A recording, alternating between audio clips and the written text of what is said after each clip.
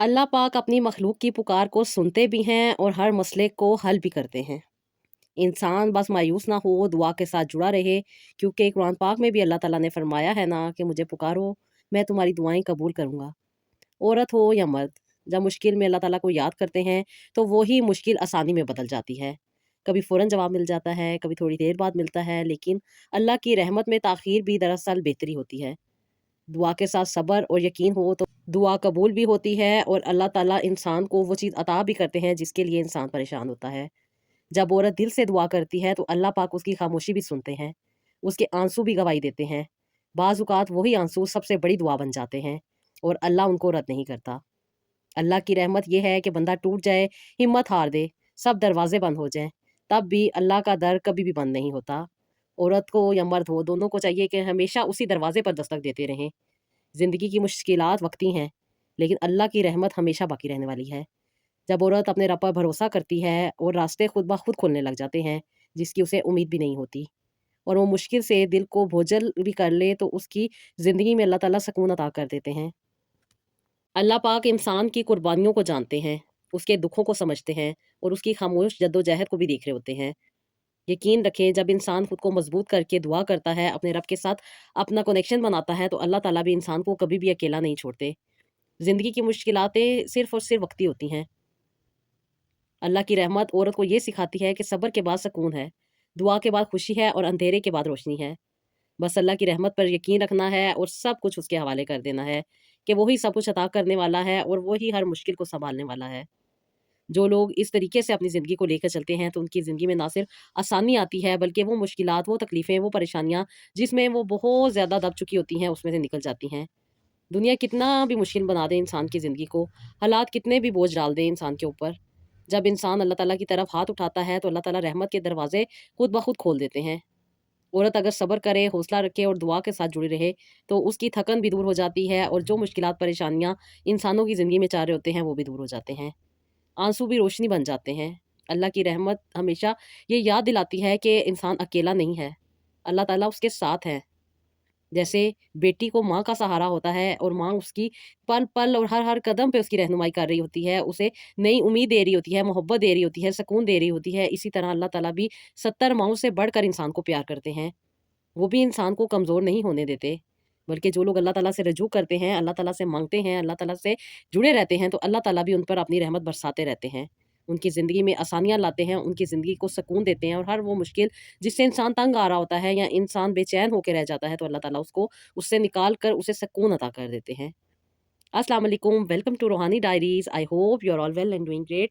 Thank you so much ji, channel को subscribe करने के लिए, वीडियोज़ को लाइक करने के लिए। और मेरी बहुत सारी बहनों की मुझे स्टोरीज़ मिली थी वीकेंड पे, और बहुत सारी मेरी बहनें जो हैं वो पीसीओडीएस का शिकार हैं। आज मैं आप लोगों के साथ उन 8 से 9 बहनें हैं जिनकी स्टोरी आप लोगों के साथ शेयर करूँगी, और उसके साथ-साथ उनके क्या प्रॉब्लम थे, क्या उन्होंने ट्रीटमेंट लिए, किस तरीके से उन्होंने अपने इस प्रॉब्लम को सॉल्व किया, वो सब का सब आप लोगों के साथ शेयर करूँगी।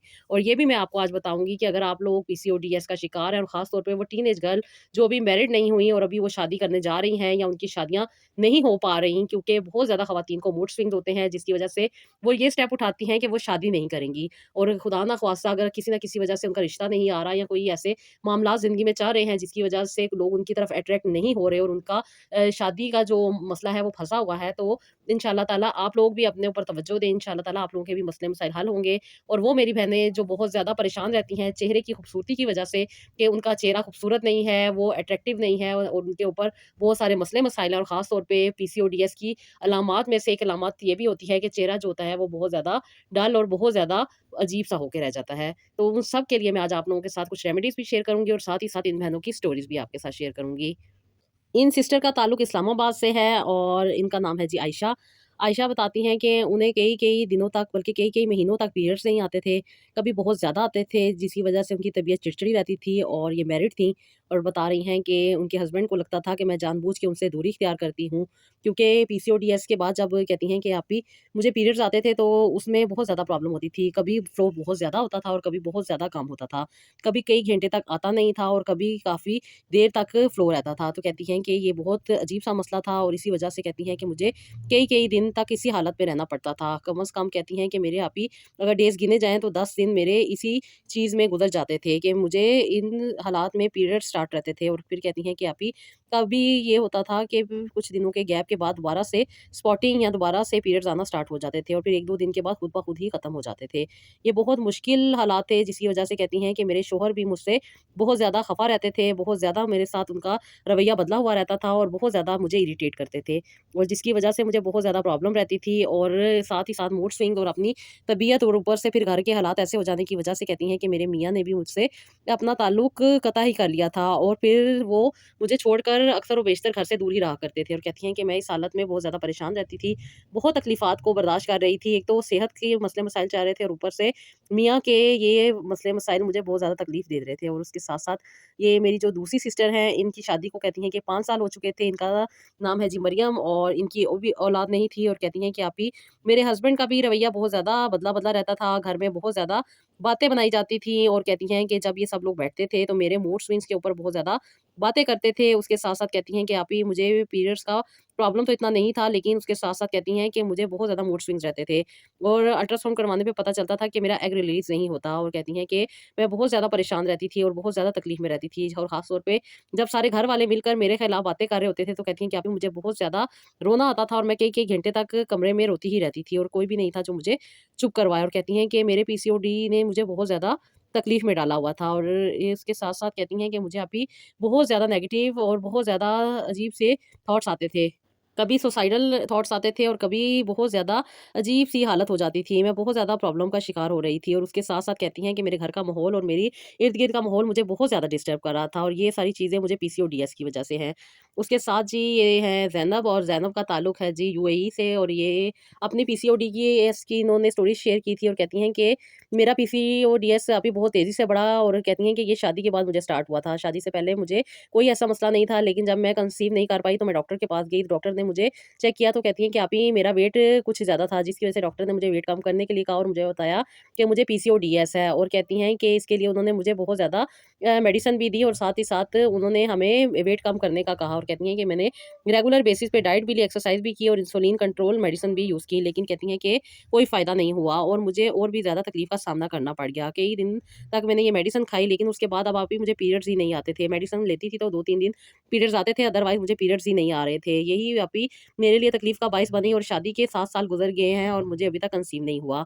उसके साथ जी ये है जी कराची से सहर ने मुझे लिखा था, कहती हैं कि आप ही मुझे पीसीओडीएस है, और उसके साथ-साथ मेरे चेहरे पर, ठोड़ी पर मेरे बाल भी हैं, और ये बाल बहुत ज़्यादा शर्मिंदगी का बाइस बनते हैं, और ख़ास तौर पे शौहर मेरे से अक्सर व बेशतर दूर ही रहते हैं। वो अक्सर व बेशतर मेरा बहुत ज़्यादा मज़ाक उड़ाते हैं, मेरा दिल टूट जाता है। आप ही छोटी-छोटी बातों पे मुझसे लड़ते हैं, और मुझसे अपना ताल्लुक भी सही नहीं रखते, और कहती हैं कि इसी वजह से मैं बहुत ज़्यादा हार्मोनल डिस्टर्ब हो मेरे बहुत ज़्यादा हार्मोन डिस्टर्ब हो चुके हैं, जिसकी वजह से मुझे हार्मोनल मेडिसिन लेनी पड़ती हैं, और बाल कम करने के लिए भी बहुत सारी मेडिसिन खाती हूँ, लेकिन जब तक खाती हूँ तब तक कुछ बेहतरी आती है, लेकिन जब छोड़ देती हूँ तो उसके बाद और भी ज़्यादा ये परेशानी बढ़ जाती है, जिसकी वजह से अभी मुझे बहुत ज़्यादा चेहरे पे मोटे बाल आ गए हैं। इनकी वजह से मेरी ज़िंदगी बहुत ज़्यादा ख़राब होती जा रही है। अभी मुझे बहुत ज़्यादा तकलीफ़ का सामना करना पड़ रहा है, और इसकी वजह से मुझे कंसीव भी नहीं हो रहा। अभी मुझे इसका मसले का हल बताएँ और मेरी हेल्प करें।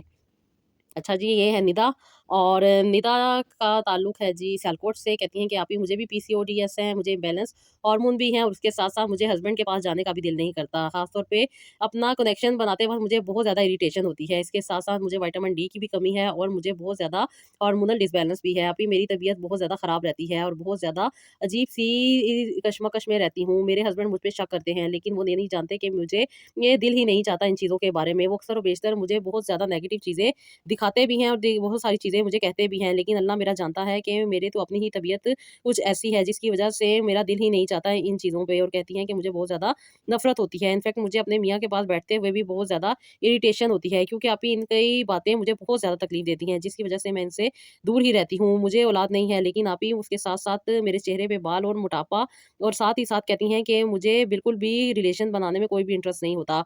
बस आप ही मेरे लिए एक बहुत बड़ी मुसीबत होती है जब मुझे इस चीज़ के लिए बुलाया जाता है, और कहती हैं कि मैं बहुत ज़्यादा तकलीफ़ में आ जाती हूँ, कई-कई घंटे तक रोती रहती हूँ, और आप ही मुझे ये नहीं समझ आता कि ऐसा क्यों हो रहा है। डॉक्टर को बताती हूँ, और डॉक्टर मुझे मेडिसिन देते हैं, और फिर मेडिसिन खाने के बाद कहती हैं कि आप ही मुझे कुछ अरसे के लिए बेहतरी फ़ील होती है, लेकिन उसके बाद दोबारा से वही हाल हो जाता है। कंसेप्शन के लिए भी मैंने आप ही 6 साल से मेडिसिन खा रही हूँ, लेकिन कोई फ़ायदा नहीं हो रहा। कभी डॉक्टर कहते हैं कंसीव हो जाएगा, और कभी कहते हैं कि आपको कुछ ट्रीटमेंट लेने पड़ेंगे। अच्छा जी, ये हैं जी फ़ातिमा और फ़ातिमा का ताल्लुक है इस्लामाबाद से। कहती हैं, "आप ही मुझे शादी के बाद कंसीव हुआ था, लेकिन मेरा मिसकैरेज हो गया था, जिसकी वजह से मैंने जब अल्ट्रासाउंड करवाया तो डॉक्टर ने मुझे बताया था कुछ अरसे के बाद कि मुझे पीसीओडीएस है, जिसकी वजह से मुझे कुछ मेडिसिन खानी पड़ेंगी।" कहती हैं कि मैंने काफ़ी दिनों तक आप ही मेडिसिन खाई और मेडिसिन खाने के बाद कहती हैं कि आप ही 7 साल हो चुके हैं, अभी तक मुझे कंसीव नहीं हुआ। बहुत ज़्यादा मेडिसिन खाती हूँ, बहुत ज़्यादा प्रॉब्लम में रहती हूँ और घर में भी बहुत ज़्यादा प्रॉब्लम होने लग गए हैं। आप ही मेरी पीसीओडीएस की वजह से ज़िंदगी अजीब होके रह गई है। मुझे कुछ ज़रूर बताएँ और मेरे इस मसले का हल ज़रूर बताइएगा। आगे है जी हिना, और हिना भी कह रही हैं कि आप ही मुझे पीसीओडीएस की वज़ह से बहुत ज़्यादा मूड स्विंग रहते हैं, गुस्सा आता है, डिप्रेशन रहने लगा है। और आप ही बहुत ज़्यादा मूड स्विंग होने की वजह से हार्मोनल डिसबैलेंस हो गए हैं, जिसकी वजह से आप ही मेरा वेट भी बढ़ा है, चेहरे पे बाल भी आ रहे हैं और बहुत ज़्यादा अजीब-सी कंडीशन रहती है। इनफैक्ट बहुत सारे लोग मेरा रिश्ता देखने आते हैं, लेकिन कोई भी मुझे लड़का पसंद नहीं आता। और उसके साथ कहती हैं कि मेरे बहन-भाइयों के साथ और मेरे घर वालों के साथ बहुत ज़्यादा लड़ाई-झगड़े रहते हैं, जिसकी वजह से वो चाहते हैं कि मेरी जल्द से जल्द रुखसती हो जाए, लेकिन कोई लड़का ऐसा नहीं होता जिसको मैं पसंद कर सकूँ, या यूँ कहूँ कि मुझे कोई आप ही लड़का अच्छा ही नहीं लगता। इनफैक्ट मुझे लड़कों से नफ़रत हो गई है। मुझे नहीं समझ आ रहा कि आप ही ये क्या होता जा रहा है? मुझे बहुत ज़्यादा मूड स्विंग्स रहते थे, तो मैंने डॉक्टर से चेकअप करवाया तो पता चला कि मुझे पीसीओडीएस है, जिसकी वजह से कहती हैं कि आप ही मुझे बहुत ज़्यादा प्रॉब्लम का सामना करना पड़ रहा है। मैंने सुना है कि अगर पीसीओडीएस का सही तरीके से या सही टाइम पे इलाज ना हो सके, तो फिर इंसान कंसीव भी नहीं कर सकता। तो आप ही मुझे भी इस चीज़ के प्रॉब्लम का हल बताएँ और मेरी भी हेल्प करें आप ही।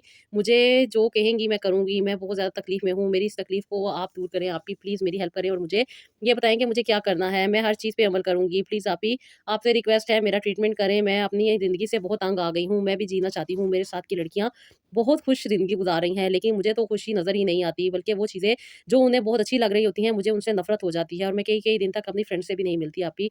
मेरे हालात बहुत डिस्टर्ब होके रह गए हैं। मेरे वालिद साहब की पोस्टिंग लाहौर में है। आप ही मुझे बताएँ, मैं आपसे ट्रीटमेंट करवाना चाहती हूँ और मेरा ये मसला हल होगा या नहीं होगा?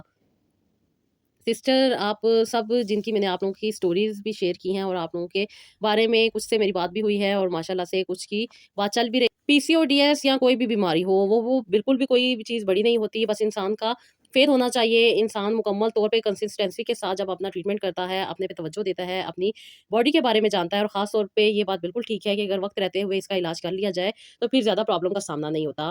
क्योंकि ये ट्रीटेबल है, ये क्यूरेबल नहीं है, क्योंकि लाइफ़ पैटर्न को अगर आप ठीक कर लेंगी, तो आप ठीक चलेंगी। ये हमारी लाइफ़ के साथ अटैच है। जितना हमारा लाइफ़स्टाइल ख़राब होता जाता है, जितना हमारा जो एनवायरनमेंट है उसमें डिस्टर्बेंस आती जाती है, ये प्रॉब्लम उतनी ही ज़्यादा बढ़ती जाती है।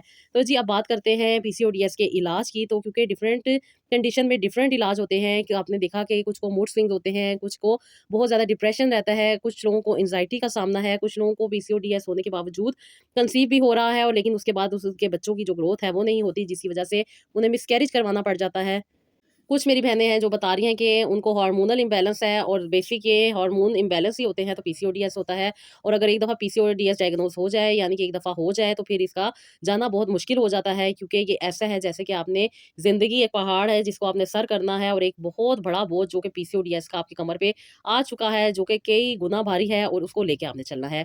लेकिन अगर आप प्रॉपर वे में जाके इसका इलाज करना चाहें, तो आप इसको बहुत आसानी के साथ ख़त्म भी कर सकती हैं, क्योंकि इसका इलाज एक तरीके से नहीं होता, ये 3 तरीके आपको साथ लेकर चलने पड़ते हैं। सबसे पहले जी रूहानियत पे काम करना पड़ता है। आप जितना अपने आप को रिलैक्स रखेंगी, जितनी आपकी बॉडी और आपका ऑरा क्लीन रहेगा, उतना ही ज़्यादा आपको बेनिफिट भी ज़्यादा मिलेगा, उतनी ही ज़्यादा आपकी ज़िंदगी में पॉजिटिविटी आएगी और उतनी ही ज़्यादा आपकी ज़िंदगी की जो ये पीसीओडीएस की प्रॉब्लम है, जल्द से जल्द सॉल्व हो जाएगी। उसके साथ होता है जी ट्रीटमेंट, चाहे आप घर में ट्रीटमेंट करें या आप डॉक्टर से ट्रीटमेंट लें, इसका प्रॉपर वे में जाके ट्रीटमेंट होता है, जो कि आपको करवाना पड़ता है और रेगुलर बेसिस पे जो लोग अपनी मेडिसिन लेते हैं या जो भी ट्रीटमेंट करवा रहे हैं उस पे तवज्जो देते हैं, तो वो उनको बहुत ज़्यादा फ़ायदा दे सकती है।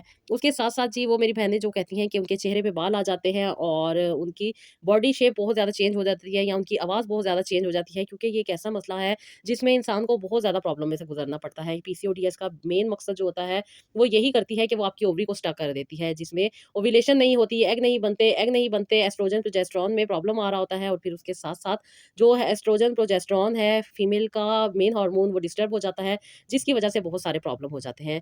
कभी-कभी ये सारे प्रॉब्लम होते हैं, चेहरे पे बाल भी होते हैं, लेकिन इससे कोई भी फ़र्क नहीं पड़ रहा होता। लेकिन कभी-कभी ऐसा होता है कि ये बहुत ज़्यादा प्रॉब्लम का बाइस बन जाता है और ये फिर चीज़ें अगर सॉल्व ना की जाएँ या इनका ट्रीटमेंट ना किया जाए, तो ये बहुत ज़्यादा आगे बढ़ के तकलीफ़ का बाइस भी बन सकती हैं। क्योंकि पीसीओडीएस बज़ाते खुद एक बीमारी नहीं है, इसके होने से कई ज़्यादा दूसरी बीमारियाँ इंसान को आके पकड़ लेती हैं, जिसकी वजह से बहुत ज़्यादा तकलीफ़ का सामना भी करना पड़ सकता है और उसके साथ-साथ बहुत सारे प्रॉब्लम से भी गुज़रना पड़ सकता है।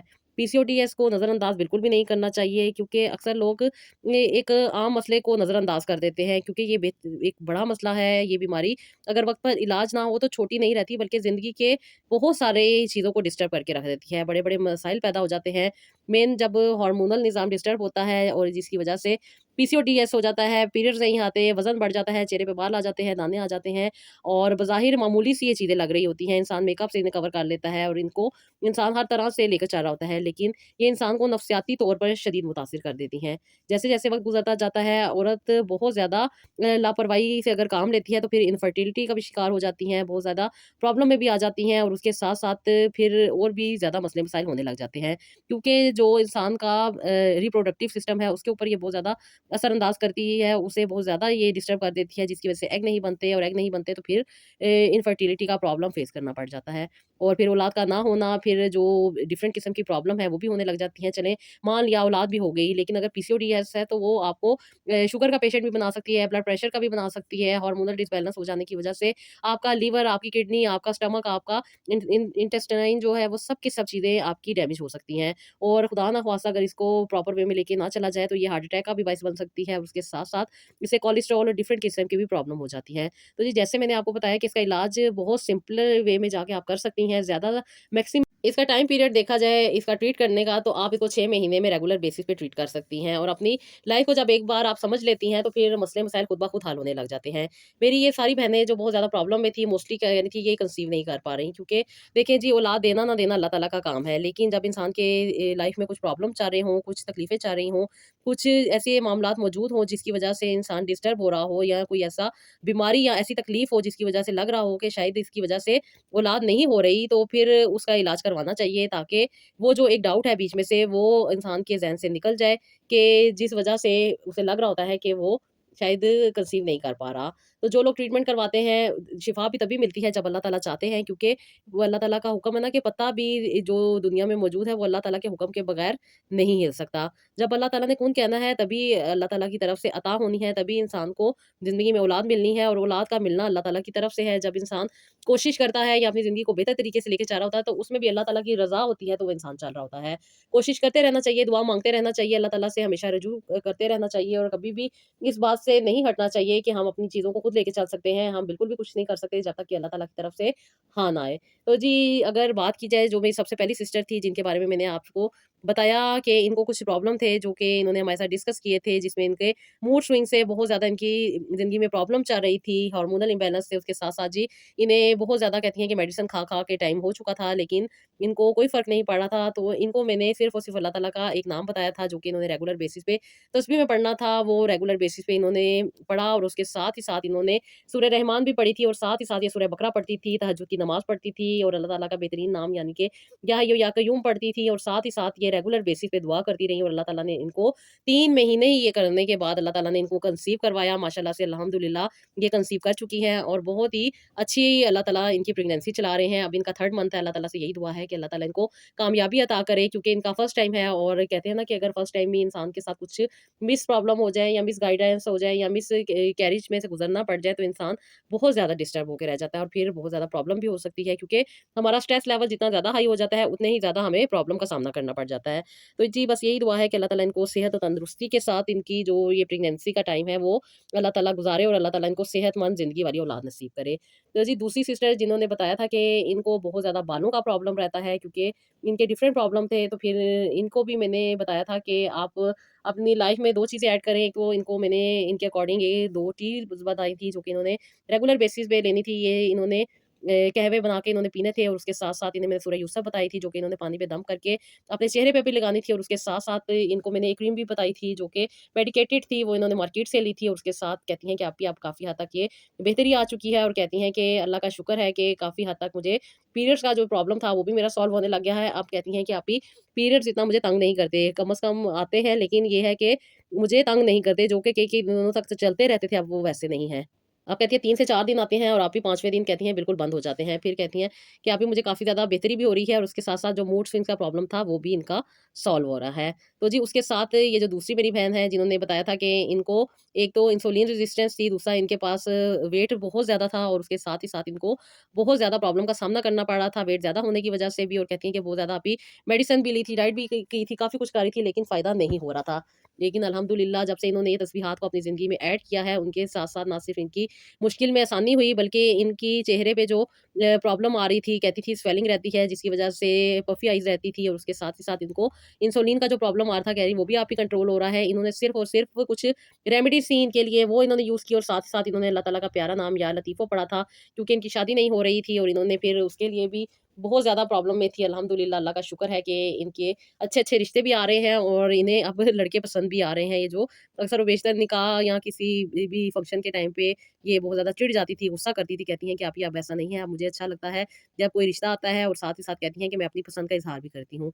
तो जी, ये जो मेरी एक और सिस्टर थी जिनको ओव्यूलेशन का प्रॉब्लम था, कहती थी कि बहुत ज़्यादा मेडिसिन खाती थी लेकिन ओव्यूलेशन नहीं हो रही थी और इंडक्शन गोलियाँ बहुत ज़्यादा खा-खा के कहती हैं कि मेरी अभी तबीयत ख़राब हो रही थी और मैं कंसीव नहीं कर पा रही थी। उसके साथ-साथ मेरे हस्बैंड के साथ बहुत ज़्यादा प्रॉब्लम चाह रहे थे। माशाल्लाह से मेरी इन बहन ने भी तहज्जुद की नमाज़ भी पढ़ी, साथ ही साथ इन्होंने सूरह मरियम भी पढ़नी शुरू की थी और रेगुलर बेसिस पे ये सूरह यूसुफ भी पढ़ती थी और साथ ही साथ इन्होंने सूरह बकरा भी पढ़नी शुरू कर दी थी और कहती हैं कि अल्हम्दुलिल्लाह आप ही अल्लाह ताला ने मुझ पे करम किया है और जो प्रॉब्लम चाह रहे थे कहती हैं कि आप ही अब वो काफ़ी हद तक मेरे बेहतर हुए हैं और अल्लाह का करम है कि डॉक्टर ने मुझे कहा है कि अब मुझे ओव्यूलेशन इंडक्शन हो रही है बगैर किसी गोली के और कहती हैं कि अल्लाह का करम है कि आप ही मैं काफ़ी हद तक बेहतर हो चुकी हूँ।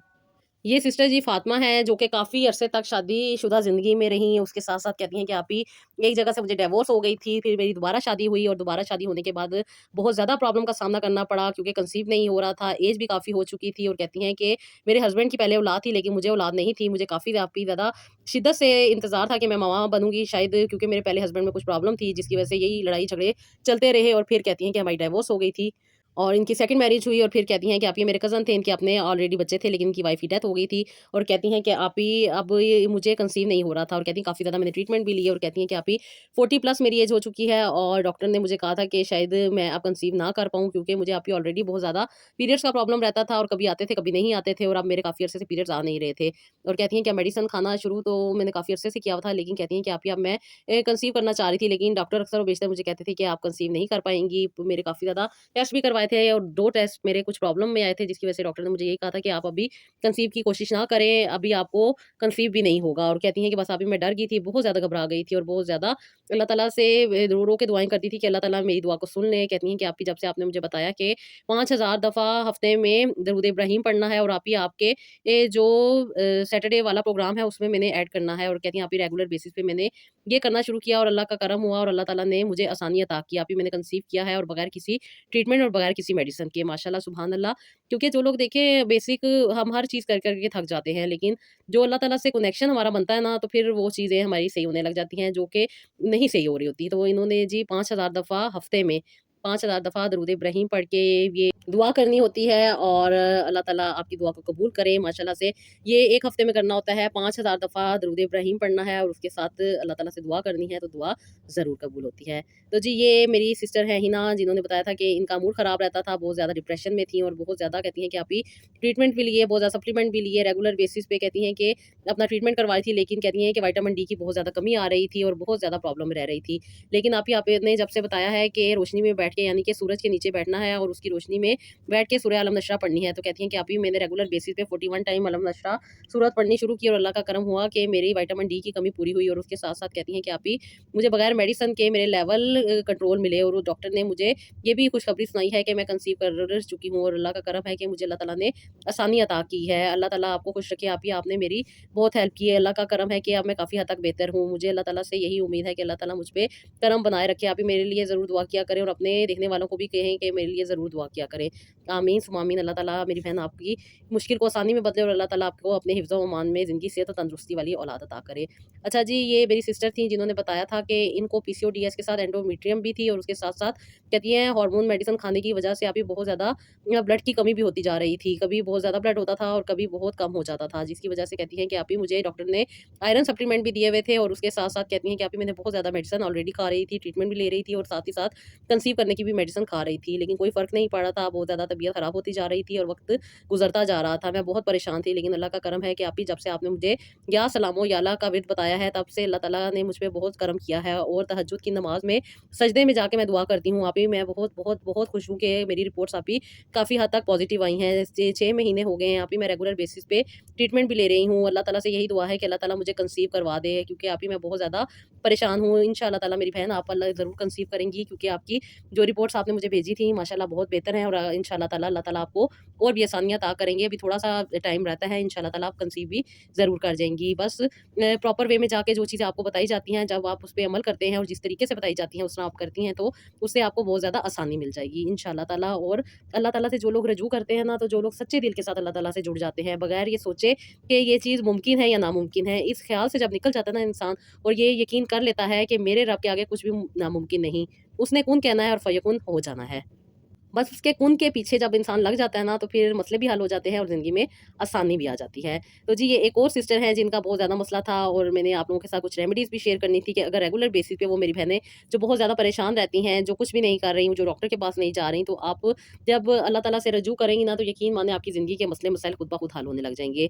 वो मेरी बहनें जो बहुत ज़्यादा प्रॉब्लम में हैं, नहीं दिल चाहता उनका शादी करने को, या वो शादी नहीं करना चाहती हैं, शादी से उन्हें नफ़रत सी हो गई है, तो उनके लिए ये है कि आप अगर 2 रकात नफ़ल पढ़ें, तहज्जुद की नमाज़ भी पढ़ें, और अगर 2 रकात नफ़ल आप दिन में पढ़ती हैं, तो पढ़ने के बाद आपने सजदे में जाना है और सजदे में जाके अपनी दुआ को करना है। जो भी आपके मसले मसाइल हैं, वो आपने सजदे में अल्लाह ताला से डिस्कस करने हैं, अल्लाह ताला के आगे पेश करने हैं और अल्लाह ताला से रिक्वेस्ट करनी है, दुआ करनी है कि अल्लाह ताला हमारी इन तकलीफ़ों, परेशानियों को दूर करे। हमारे अंदर जो भी प्रॉब्लम्स आ रहे हैं, जो भी तकलीफ़ें हैं, जो भी मसले मसाइल हैं, वो अल्लाह ताला से छुपे हुए नहीं हैं। अल्लाह ताला सब कुछ जानते हैं। या अल्लाह पाक अपनी रहमत के सदक़े में इनको ख़त्म कर दें। तो इस तरह आपने दुआ करनी है। उसके बाद आपने 11 दफ़ा आयतल कुर्सी पढ़नी है, 11 दफ़ा आपने इस्तग़फ़ार पढ़नी है, 11 दफ़ा आपने दुरूद इब्राहीम पढ़ना है, अपनी दुआ करनी है, और फिर दुआ करने के बाद भी इसी तरीके से आपने ये तीनों चीज़ें करनी है। 11 दफ़ा आयतल कुर्सी पढ़नी है, 11 दफ़ा आपने दुरूद इब्राहीम पढ़ना है और 11 दफ़ा ही आपने इस्तग़फ़ार पढ़नी है।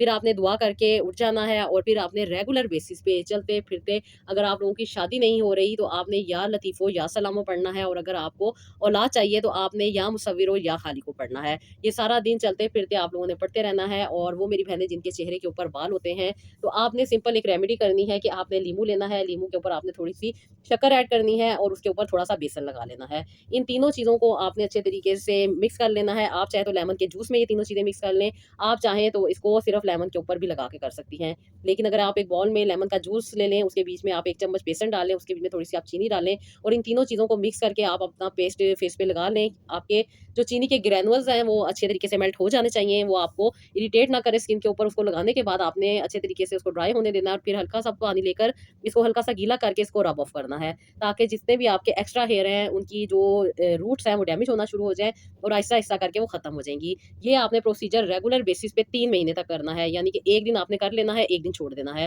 हर अल्टरनेट डे पे आपने ये करना है और फिर आपको इसके बहुत अच्छे रिज़ल्ट मिलेंगे। जब आपका फेस आप वॉश कर लें, जब आपका फेस साफ़ हो जाए, तो उसके बाद आपने थोड़ा-सा अजवाइन का पानी लेना है। अजवाइन को बॉयल कर लें या पानी में ऐड करके थोड़ी देर के लिए रख दें, तो उसका जो एक्सट्रैक्ट है वो निकल जाएँगे। तो वो वाला पानी लेके आपने अपने चेहरे पे लगाना है और उसके बाद आपने एलम अपने चेहरे के ऊपर लगा लेनी है। इंशाअल्लाह ताला जहाँ-जहाँ पे भी आपके ये फेशियल हेयर आ रहे हैं, वो खत्म होना शुरू हो जाएँगे। और उसके साथ-साथ आपने स्पेयरमिंट टी ऐड कर दें, या आप दालचीनी का पाउडर गर्म पानी में थोड़ा-सा ऐड करके वो पी लिया करें। तो इससे आपको बहुत अच्छा फ़ायदा हो जाएगा। तो जी, ये था मेरा आज का व्लॉग, जो कि मेरी बहुत सारी बहनें पीसीओडीएस का शिकार हैं, और पीसीओडीएस बहुत ज़्यादा तकलीफ़ देती है, और ख़ास तौर पे जब हार्मोनल डिसबैलेंस हो जाता है, तो और भी ज़िंदगी में चीज़ें प्रॉब्लम में आ जाती हैं। इन सब प्रॉब्लम को दूर करने के लिए आपको 3 चीज़ों से अपना ट्रीटमेंट करना पड़ेगा। सबसे पहले जी, आपने अपनी रूहानियत को क्लीन करना है, अपनी रूहानियत को बढ़ाना है, ताकि जो भी मुश्किलात, परेशानियाँ, नेगेटिव चीज़ें आपके इर्द-गिर्द मौजूद हैं, वो आपसे दूर हो जाएँ। फिर आपने जी ट्रीटमेंट, अगर डॉक्टर का ट्रीटमेंट आपको चाहिए, तो वो आपने रेगुलर बेसिस पे लेना है। 6 महीने तक होता है, 3 महीने तक होता है, ये आपकी कंडीशन पे डिपेंड करता है, और अच्छे डॉक्टर से करवाएँ तो आपको उसके अच्छे रिज़ल्ट मिल सकते हैं। उसके बाद जी, आपने एक अगर कोई रेमेडीज़ यूज़ करनी है, या घर में कुछ मेडिसिन यूज़ करनी है, या घर के जो होम ट्रीटमेंट होते हैं, वो आपने करने हैं, तो उसको भी रेगुलर बेसिस पे लेके चलना पड़ता है। 6 महीने में उसका इलाज हो जाता है, जिससे आपकी ज़िंदगी में बहुत ज़्यादा पॉज़िटिविटी आ जाती है।